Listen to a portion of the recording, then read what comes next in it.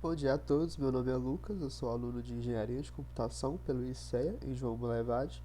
E hoje eu vim falar um pouco sobre o nosso projeto prático que desenvolvemos para a disciplina de Banco de Dados 1, ministrada pelo professor Bruno Rabelo.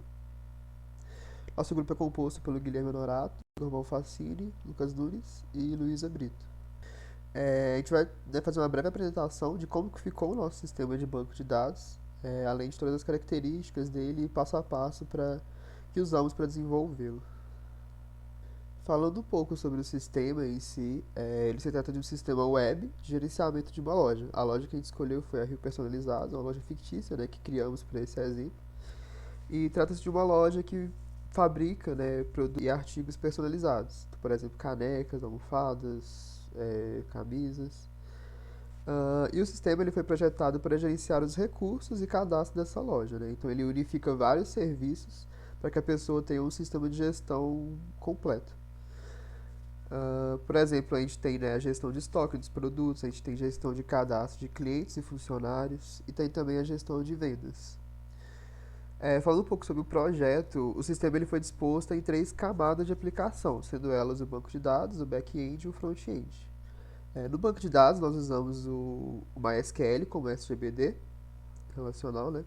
Tanto para criar o banco quanto para analisar os dados, né? E todos os scripts também que criamos de povoamento, os scripts do CRUD, que seria o Create, Read, Update e Delete, foram utilizados com base, né, nesse SGBD. A questão da linguagem se mantém a mesma praticamente para todos, mas algumas regrinhas ali mudam de acordo com o sistema que é utilizado. No caso, a gente usou o MySQL. No back-end, nós utilizamos o Node.js, né, com algumas bibliotecas como o Axios, a própria biblioteca do MySQL, utilizada no JavaScript, que dá para você criar conexões com o banco, fazer queries. Ah, Essas bibliotecas elas permitem, né, a conexão e a manipulação do banco de dados, além de executar regras de negócios e fornecer dados para a GUI.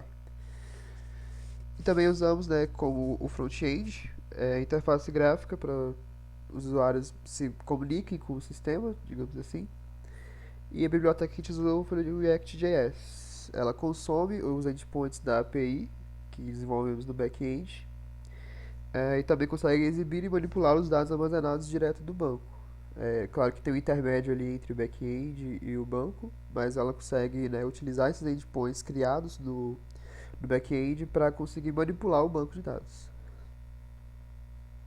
Bom, após termos pensado no contexto, né, de uma loja personalizados e quais dados a gente gostaria de armazenar nesse sistema, nós criamos o modelo ER da nossa aplicação, né, do nosso banco de dados, e basicamente ele ficou assim. A gente consegue perceber, né, que pedido seria a entidade que possui mais relações entre as outras entidades, né, que no caso seria a nossa principal a aplicação do sistema, que seria registrar os pedidos, tanto a data deles, valor, quais entidades participaram da execução de um pedido.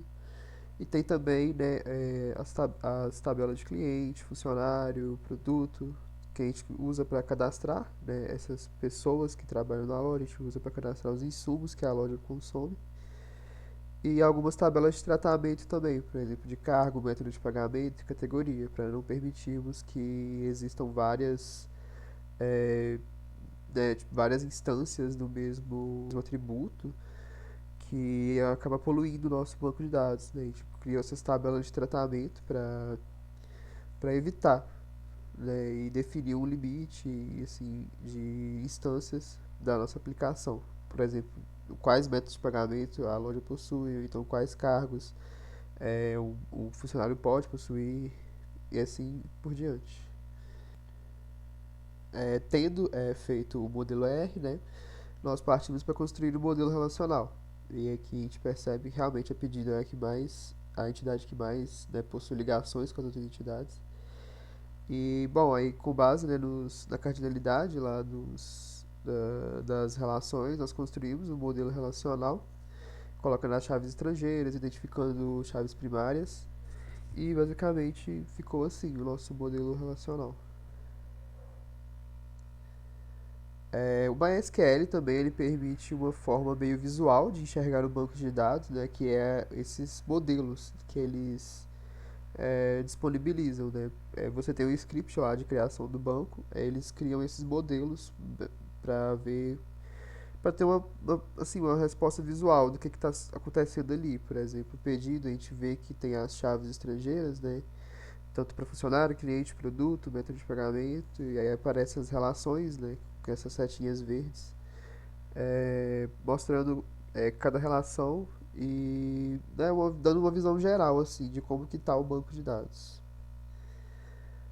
Bom, o resultado final da nossa aplicação, ela ficou assim, basicamente, e eu vou falar um pouquinho dela sobre mais a fundo, né, agora, e mostrar ela em prática. Bom, o resultado final da nossa aplicação ficou assim, né, aqui nós temos uma página inicial que fala um pouco sobre a loja em si, quais tipos de produtos ela trabalha, e dando uma visão geral, né, de como que a loja atua. Vale lembrar que esse sistema ele não é um sistema de e-commerce, não é uma loja virtual. Ele é um sistema de gerenciamento da loja, no caso, que seria a Rio Personalizados. Né? Nele você vai encontrar essas funcionalidades de administração de vendas, clientes, funcionários, gerência de estoque, que nem eu tinha comentado anteriormente. Mas ela não se trata de um e-commerce, não é como se a gente pudesse realizar compras e tal, é mais para gerenciar mesmo os produtos de uma loja, clientes, funcionários, pedidos e assim por diante. Passando para a nossa primeira aplicação aqui, nós temos, né, um formulário para poder inserir dados dos nossos clientes. E aqui embaixo a gente mostra, né, o que está armazenado no banco, né, na tabela cliente. Aí nós podemos fazer um teste.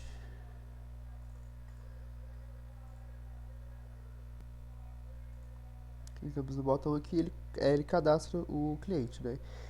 Todas as aplicações ela vai retornar esse pop-up aqui embaixo, informando se a operação foi bem sucedida ou não. Então, por exemplo, se tiver algum erro, ele não, ele mostra aqui, né, o que ocorreu durante o processo ou se, né, houve alguma falha. Também a gente percebe que tem alguns campos obrigatórios, que são esses identificados pelo asterisco aqui. O que acontece? Nas tabelas, alguns atributos são not null, então a gente precisa, né, do cliente, né, ou no caso o usuário, né, do sistema, ele deve fornecer obrigatoriamente essa informação. Então, por exemplo, se a gente tentar inserir algum dado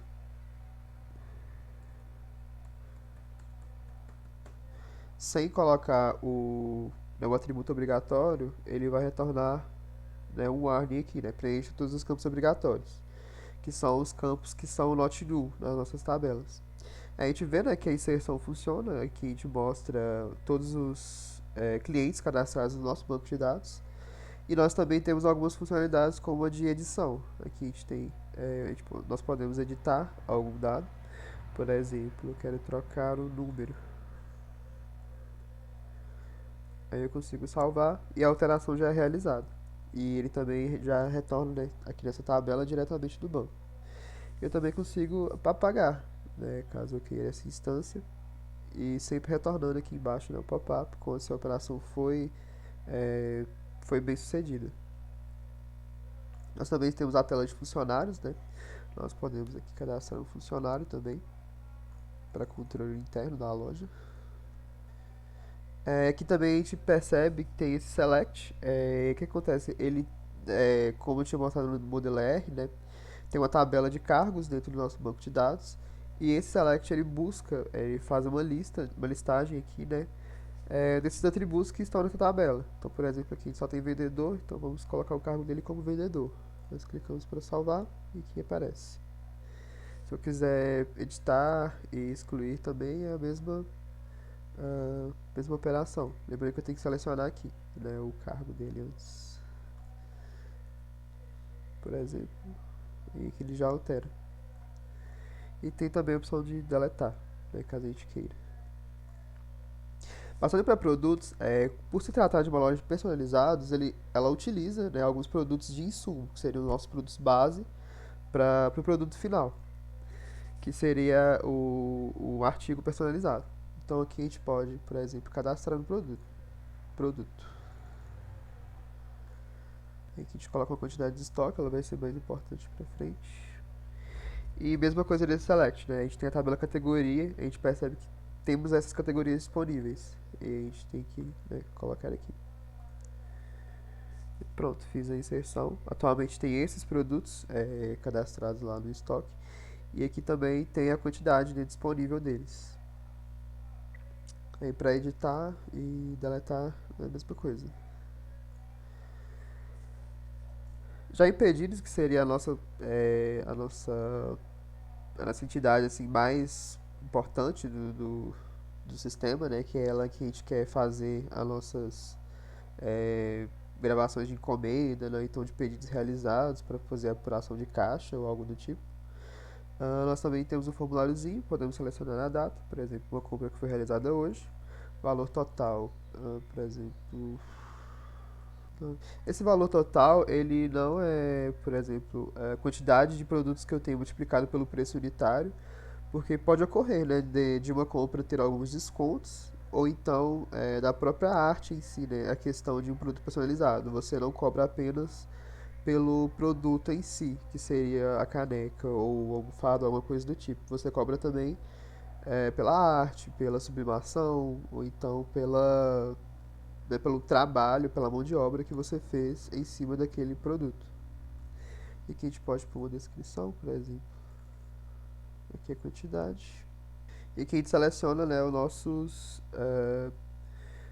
o vendedor que realizou a compra, o cliente, para quem está recebendo esse produto. O produto base que usamos para construir esse artigo personalizado e o método de pagamento. Então, todas elas são tabelas do nosso banco de dados e a gente consegue puxar todas as informações aqui. Então, por exemplo, aqui a gente consegue cadastrar uma compra, que foi aqui, 40,89. As opções de editar e deletar também é a mesma coisa. Vale lembrar que ela também tem o controle de estoque. Então, se a gente for aqui e ver, por exemplo, Mousepad Gamer, né, nós sabemos que temos 14 produtos em estoque. Então, se a gente tentar fazer uma compra, se a gente colocar uma quantidade superior ao que temos em estoque, né, ele deve retornar um erro, porque não é possível fazer uma compra utilizando uma quantidade maior do que temos em estoque. Aqui a gente pode mudar. Aqui a gente seleciona o produto, o mousepad, que tem 14 instâncias no banco, e o método de pagamento. É aí que ele retorna um erro aqui embaixo, né? A quantidade é inválida. Então eu estou tentando cadastrar uma venda que tem que a quantidade dela de produtos é maior do que eu tenho em estoque, então eu não posso realizar essa venda. Ele já retorna aqui quantidade inválida e o estoque atual, para que a pessoa possa saber até quantas ele pode, né, vender, no caso. Passando rapidinho aqui na entidade de pedidos, parece que no vídeo cortou, né? Mas aqui a gente tem os selects com os dados do banco, né? Então a gente vê quais são os clientes cadastrados, os vendedores, produto base e também o método de pagamento. Então a gente consegue fazer essas inserções do pedido usando os próprios dados armazenados no banco, através desses selects aqui.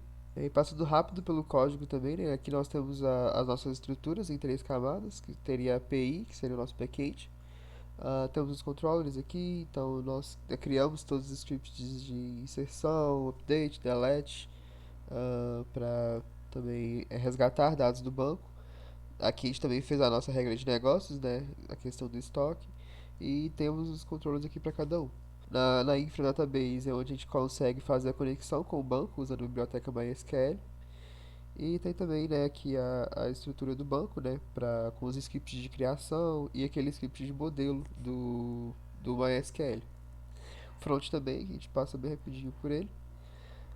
E lembrando que para rodar a aplicação, né, é necessário dar git clone no repositório, instalar o MySQL, né, rodar os scripts de criação do banco, configurar a localhost para executar, né, localmente.